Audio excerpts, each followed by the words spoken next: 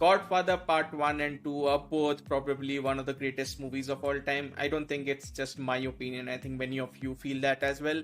Like, if you ask me which one is better, it's one of the toughest questions in cinema ever. Like, usually I do love to make my tier lists and compare movies, but when I try to compare Part 1 and Part 2, it's near impossible. Like, right now, if you ask me, I think Part 2 just edges out Part 1. But again, it's very close. When the other day I watched Part 1 and I was like, no man, this is as good as Part 2 and if not better. And the same goes with Part 2. When I watch Part 2 and complete it, I'm like, man, how did they top Part 1? But again, those two movies are absolute masterpieces. So it was impossible to expect Part 3 to come any close. And I was born in the year 2000, so I knew that Part 3 was a step down even before seeing it, just by the reviews and the response everyone got. It was hard to miss the fact that people dislike Part 3. So when I decided to watch Part 3, I had very low expectations, which is why when I finished Part 3, I was shocked, both in a good way and in a bad way.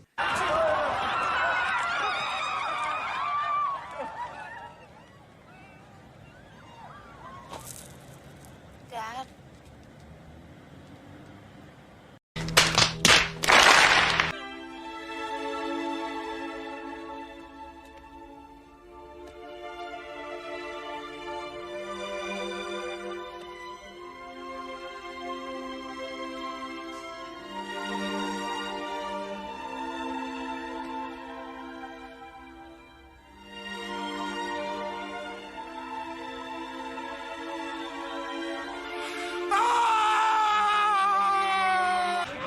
That was the best acting I've ever seen in my whole life. So let me just first tell you the good news and why I was shocked in a good way. It was the character arc of Michael Corleone. Like, Al Pacino literally carried this movie on his shoulders. Like, forget the plot, forget everything about the church and all the mediocre writing, I would say. Al Pacino really carried this movie on his shoulders. He tried to save this movie so hard. I think it's one of the greatest performances of all time. There are scenes in the movie that shouldn't work, but he makes it work because he's Al Pacino and he totally owns this character. Michael Corleone's character arc, how it closed off, it was beautiful, it was amazing. Sure, the writing could have been better. I think the screenplay lacks, especially when you compare it to Part 1 and 2. But if you look at Godfather Part 3 just as a movie, I think it's a very good movie. I think it's a worthy conclusion. I won't say it's a worthy conclusion. It could have been a worthy conclusion if not for the bad part, which I'm going to come on later. Let's just first focus on the good part. Al Pacino absolutely kills it in this movie. The ending scene is one of the most heartbreaking scenes. I cried in this movie. I didn't cry in Godfather Part 1 or Part 2, but I cried in this movie when Al Pacino gave that silent scream, and the way Francis Ford Coppola directed that scene was absolutely amazing. Even Andy Garcia gives a great performance. I think everyone is doing great in this movie apart from one performance, but yeah, everyone else was doing their best with the dialogues that they were given. I think Francis Ford Coppola could have done with a better script. I think there could have been a better story to tell. But in terms of the character of Michael Corleone, I think they finished off really strong. And I'm not saying they did anything surprising or shocking or anything that we have not seen ever before. It was not as revolutionary as Godfather Part 1 and 2.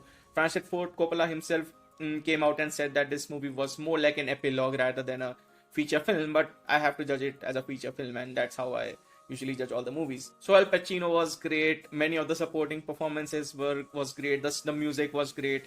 You could say the cinematography was great. The technical aspects were through the roof. And then comes the bad part. And it's not just that it's bad. Like, many movies have bad performances. Here we have like all the actors operating at such a high level, and then you have one actor who is operating at such a low level that whenever she comes into the scene, that scene is now destroyed. The whole movie is basically dependent on her death sequence. And as much as Al Pacino tried to save that scene, Sofia Coppola tried to destroy that scene. And it's very weird watching that scene. Like, when I watched that scene first, how Sofia Coppola falls down after she's shot, and the way she says, "Dad,"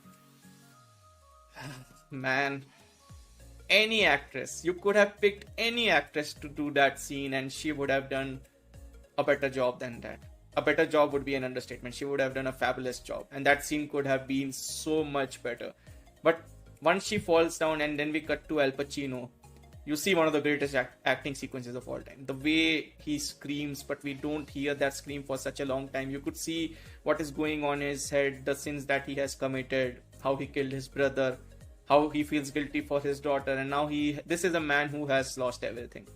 He has lost everything, and it's more like a karma thing. Like, he obviously deserves it, but you have to feel bad about Michael Corleone during that moment, and that's why I said it's such a beautiful character arc, the thing that we get with Michael Corleone. But man, Sofia Coppola, like, I don't have words to describe. I don't think there has ever been a single performance that has tried to pull the movie down as much as Sofia Coppola tried to pull this movie down. And here is where the casting directors come in. Like, casting is so important. And not only is casting important, like many people say that as long as you have a good actor, most of the times they can fit in any role, and that's true. But Sofia Coppola is not an actor. She is not an actor. She was never an actor. She never became an actor. She became an excellent director, which is why when anyone asks her about her part in Godfather Part 3, she says that, no, I'm not an actor, I am a director, so that's in the past. So no one seems to acknowledge her performance now, and rightfully so. It's one of the most shocking performances of all time. I can't believe how anyone on that set saw that performance and thought it was gay. I think there were very lovely people in the room who didn't want to say to Francis Ford Coppola what he was doing, or Sofia Coppola what she was doing. I still think Godfather Part 3 is a very good movie. It's not as good as Part 1 and Part 2, obviously. And even if you remove Sofia Coppola's part, there are script issues in the movie. The story isn't that great. It's just going in the past. Everything about the church, how Michael Corleone wants to legitimize his business, how the conversations of Michael and Kay, how their relationship is building more in this movie. All of that feels a bit plastic, a bit straightforward, a bit simplistic, and so are the dialogues. So I'm not putting all the blame on Sofia Coppola and saying that if she was great, this movie would have been a masterpiece. It's nothing like that. This movie would have never been a masterpiece. If we had a better actress playing that role, the Godfather trilogy would have been my favorite trilogy of all time. But I don't think there is any trilogy out there that has 3 perfect movies. Now, if Beyond the Spider-Verse is as good as Into the Spider-Verse and Across the Spider-Verse, maybe that is one that could come close. But again, even in that, I don't think Into the Spider-Verse is a masterpiece. I think Across the Spider-Verse is.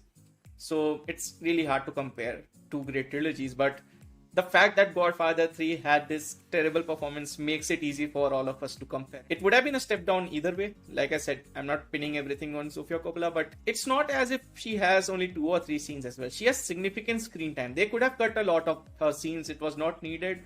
Her scenes with Andy Garcia, there's incest going on in the background with some cousin love going on there as well. I don't know why Francis Ford Coppola decided to go that way, but okay, it's fine. I didn't mind it that much. We have seen worse things on television.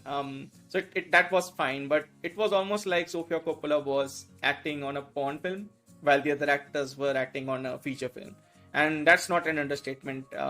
You could go and watch that movie again and just change the background music and you could totally see a porn movie going on there. Like, totally see it. Especially how she looks at Andy Garcia and how Andy Garcia looks at her. I've seen better acting in porn movies, actually. Those are my thoughts on Godfather Part 3. I think it's a very good movie. Like, I know there was that bad acting from Sofia Coppola, but overall, I was shocked by how much I liked it despite the bad press the movie got, the mixed reviews the movie got. I did end up enjoying the movie, and I'm glad the movie exists. Let's just say that. I'm glad the movie exists because that screaming sequence from Al Pacino is probably one of the greatest of all time. You could see the pain, you could see the devastation. I haven't seen anything like that, and I cried in that scene. So when you get a movie that can emote that, that movie delivered for sure, even though you had that terrible performance. And she didn't have to do any heavy lifting as well. Like any other actress, like I said, any other actress would have done a better job than Sofia Coppola there. So yeah. I think that's enough of me ranting about how bad Sofia Coppola was. I think she herself knows how bad she was. She regrets being in that movie. Any other actress could have been in her position. And I think that's the problem with Hollywood, and it's even a big problem here in India as well. Like, nepotism is huge in India. Like, that was just one case, and usually nepotism in Hollywood works when the actors are good. Then it's fine because you're talented. But when you're not talented, what made them think to cast Sofia Coppola? I would never know. So yeah. That's pretty much it, guys. If you like this video, please like and subscribe, and yeah, keep watching.